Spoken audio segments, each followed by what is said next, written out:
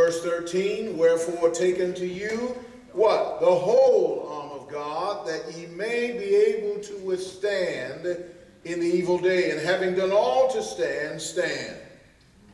God expects us to make a stand. That is, we are to be established. We are to be firm. We are to have a solid spiritual foundation as this war is being fought. God does not want us to continue to act like children who are being tossed to and fro with every wind of doctrine. We are not to be those that allow that the war wipes us out totally. We mentioned how so often the first thing we do is to stop coming to worship service. In fact, we stop worshiping God altogether. And where the place we need to be is in the place of worship and praise. So often I get caught up in the war, I forget to lift up my eyes unto the hills. From whence cometh my help? My help cometh from the Lord.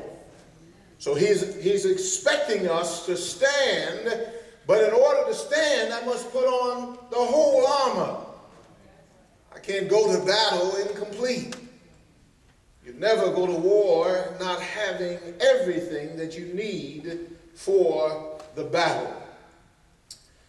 We saw that the fight is in heavenly places. It's not against flesh and blood. It's against the principalities and spiritual wickedness in high places. What is this a reminder of? Is that the war cannot be won with carnal weapons. We can't fight it with those things that we brought from our past. We cannot allow for some of the carnal things that work in the movies. I'm talking about the crosses, the silver bullets, wolfbane, these kind of things that ward off the evil in the movies. You and I, this is a spiritual battle, and so we must fight it with spiritual weapons. And so he proceeds then to explain to us what the armor is. The Roman soldier is in view, who's from head to toe is there in complete armor. Paul recognizes, having been chained to these soldiers, seeing them all over the empire.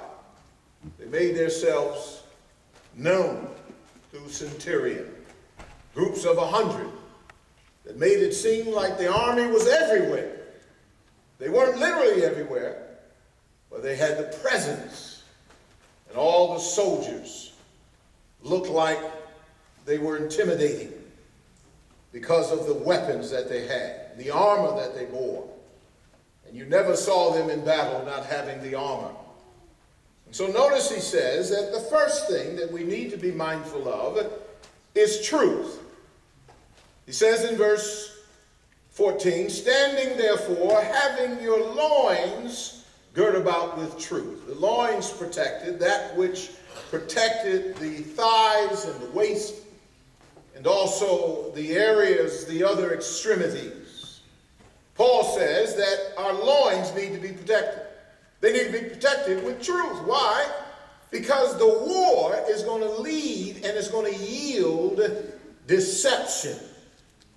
It's going to lead and it's going to yield deception. So I need truth to be successful in the battle. Truth is the opposite of error. Truth sets me free from even the very secrets of my life. It's important that we not only believe truth, but that we come to truth. I mentioned the success of the Lavender Clinic, dealing with those who come with mental and emotional problems. I'm not talking about those who have chemical issues and imbalances, but those who have situational issues. And the Lavender Clinic is able to help those because they explain to people that the first step is to face the truth of your life. That's the only way to come to true repentance and to come to true victory, is to face the truths in our life. do not discover that there are many family secrets that we have. Some things are generational. Grandma knew it, and it's a secret. And my parents know what happened, yet the family never rises to victory because they never come to truth with the issue. So we keep